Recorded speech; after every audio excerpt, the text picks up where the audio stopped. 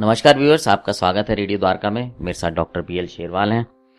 Doctor साहब, आजकल बहुत चर्चा हो रही है, वैक्सीनेशन है, अलग अलग खबरें आ रही हैं न्यूज़पेपर में, मीडिया के थ्रू। कहीं पे 1 ट्रायल हो चुका है, किसी का 2 ट्रायल। तो हम अपने सुनने वालों के लिए जानना चाहता हूं कि एक तो ये कि वैक्सीनेशन, ये जो प्रोसेस है, ये कैसा होता है, क्योंकि आप खुद इस सबसे जुड़े हुए हैं तो आप बेहतर जानते होंगे। वैक्सीनेशन, ये प्रोसेस क्या होता है?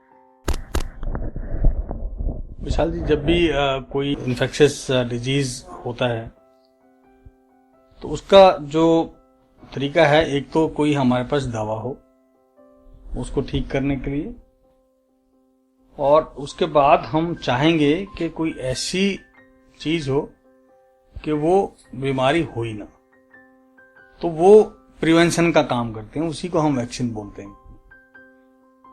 तो अब जो है कोरोना की बात हम कर रहे हैं, तो कोरोना में हम पहला काम कर रहे हैं कि कोई एंटीबॉडी या कोई रेडीमेड जो एंटीवायरल ड्रग कोई अगर हमारे पास बन सकती है वो बना रहे हैं। और उसके बाद बहुत सारी ट्रायल चल रही हैं उन दवाइयों की जो दूसरी वायरसेस में कारगर हैं, और हम इसमें दे रहे हैं ट्रीटमेंट में। और अलग अलग तरीके से देखा गया कि कुछ केसेस में काफ़ी मदद भी मिली है। उसके बाद इसी पे चल रहा है कि अब वैक्सीन भी इसकी बहुत ज़रूरी है, क्योंकि ये बहुत बड़ा पैंडेमिक है और पूरे वर्ल्ड में करोड़ों लोग जो है इससे संक्रमित हो रहे हैं, और इसको जो प्रिवेंट करना है, रोकना जो है, अपने आप में एक पूरे कंट्री की और ग्लोबली बेसिकली प्रायोरिटी है। तो उस पर ग्लोबल लेवल पे ऑलमोस्ट 150 कंट्री लगे हुए हैं कि कोरोना की वैक्सीन जल्दी से जल्दी कैसे हम लोगों तक पहुंचा पाए। उसी कड़ी में इंडिया में भी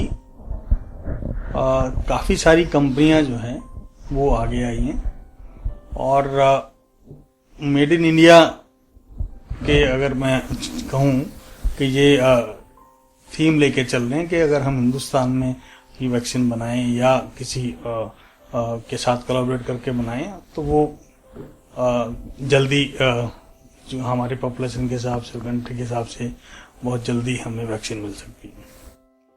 तो वैक्सीन की जब बात करते हैं, सबसे पहले मैंने पहले ही बताया था सर कि जो भी इन्फेक्शियस डिजीज है उसका कारक कि वो ऑर्गेनिज्म क्या है, वो वायरस को आपको लैब में ग्रो करना। उसके बाद उसके वैक्सीन कैंडिडेट, अलग अलग पार्ट हैं उसके वैक्सीन हैं जो वैक्सीन के, तो उनको हम कैंडिडेट वैक्सीन बोलते हैं, जो जिसके अगेंस्ट जो है हर कंपनी अपने अपने हिसाब से ये सोच के कि ये एक कारगर वैक्सीन का कैंडिडेट होगा, तो उस पर काम करना शुरू करते हैं। और फिर उसका प्रपोजल बना के रेगुलेटरी अथॉरिटी जो इंडिया में DCGI है, उनके साथ उनके पास सबमिट किया जाता है। उनके पास वो एग्जामिन करके उनको एक अप्रूवल की प्रक्रिया होती है।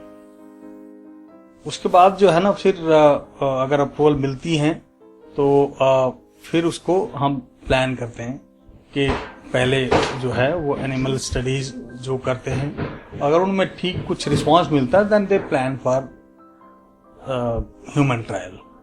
ह्यूमन ट्रायल की प्रक्रिया आप सभी जानते हैं कि बहुत इस पर चर्चा हो चुकी है कि फेज 1, फेज 2, फेज 3। इस पर अल्टीमेटली सारी कंपनियां जो बात करती हैं हर फेज का जो है, सबसे पहले किसी वैक्सीन में क्या जरूरत है उसकी, कि वो वैक्सीन जो भी कैंडिडेट दिया जा रहा है नॉर्मल हेल्दी पॉपुलेशन के अंदर, वो सेफ है कि नहीं है। ये बहुत जरूरी है देखना। वो वैक्सीन का काम करेगी नहीं करेगी वो तो सेकेंडरी बात है, पहले एक है कि वो वैक्सीन नुकसान तो नहीं कर रही है। तो वो फेज 1 में मेजोरिटी यही काम करते हैं। फेज 2 में सेफ्टी के साथ साथ हम इम्यूनोजेनिसिटी की भी बात करते हैं, यानी कि इफेक्टिव है कि नहीं। लेकिन जो फेज 3 है अल्टीमेटली वो मल्टी सेंट्रिक और ज्यादा लोगों में ज्यादा ड्यूरेशन के साथ हम उसका एनालाइज करते हैं, और अगर डाटा है अगर तो वो कंपेयर करते हैं या किसी और कंट्री के साथ या किसी और कंपनी के साथ जो है ना कि जो अवेलेबल डाटा है हमारे पास। तो उसके बाद जो है ना फिर एक प्रोसेस रहती है अप्रूवल्स की और उसकी डोजिंग की, पैकेजिंग की और मास जो है मैन्युफैक्चरिंग की। तो ये अलग अलग स्टेजेस हैं और उसको मार्केट करने के लिए वो हर तरह से रेगुलेशन के थ्रू जाएगी एक्चुअली।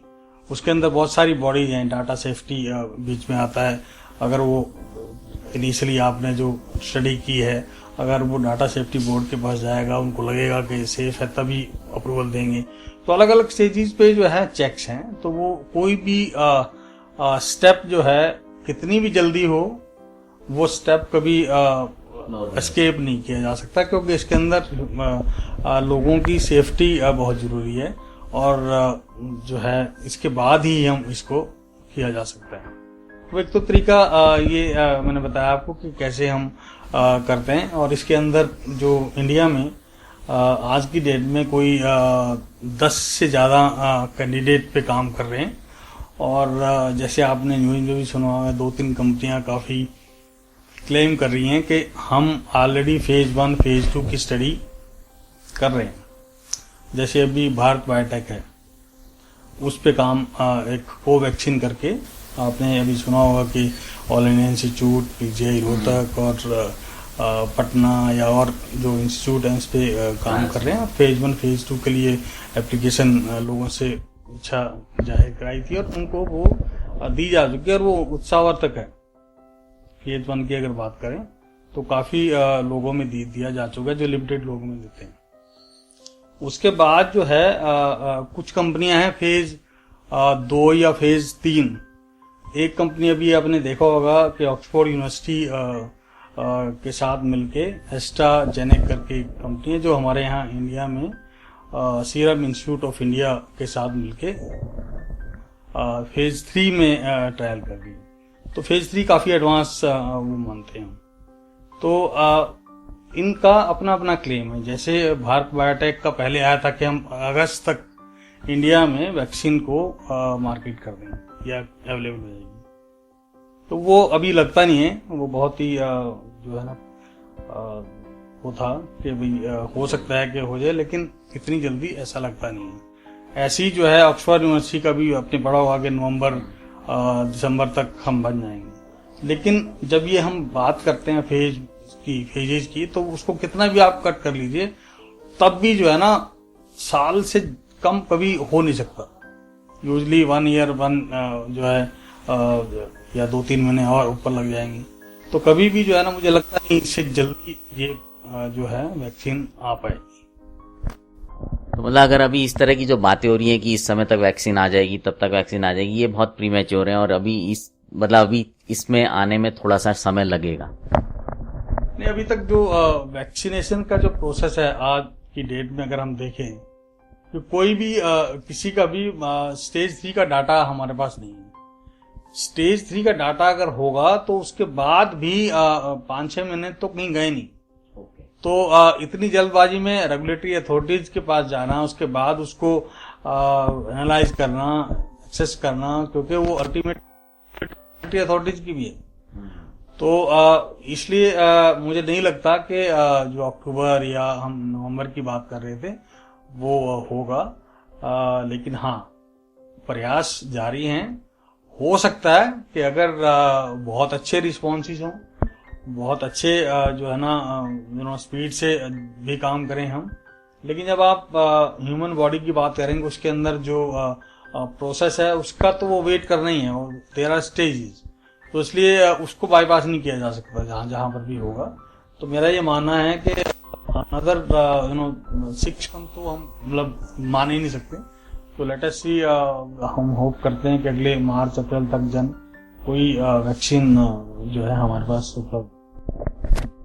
बहुत बहुत धन्यवाद डॉक्टर साहब, क्योंकि ये एक बड़ा सवाल चल रहा था, लोग करते हैं, मतलब जिक्र आता रहता है थोड़े थोड़े समय में।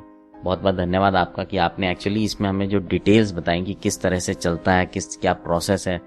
और ये बात बिल्कुल सही है, जो ह्यूमन ट्रायल्स होने हैं उसमें जो टाइम लगना है, जो बॉडी ने जिस तरह से उन्होंने उसको वो रिएक्शंस को करना है कवर, वो बिल्कुल उतना टाइम तो आप बचा ही नहीं सकते। सो व्यूअर्स, उम्मीद करता हूँ आपको ये जानकारी पसंद आएगी डॉक्टर साहब ने बहुत ही डिटेल में बताया कि क्या प्रोसेस रहता है, किस तरह से काम करती हैं चीज़ें। उम्मीद करते हैं कि जल्द से जल्द ये स्टेज 3 के जो रिजल्ट्स हैं वो आएँ और उसके बाद आगे की कार्रवाई बढ़े। डॉक्टर साहब बहुत बहुत धन्यवाद आपका। तो लिसनर्स, आपसे विदा लेते हैं। सुनते रहें रेडियो द्वारका, एक कदम कल की ओर।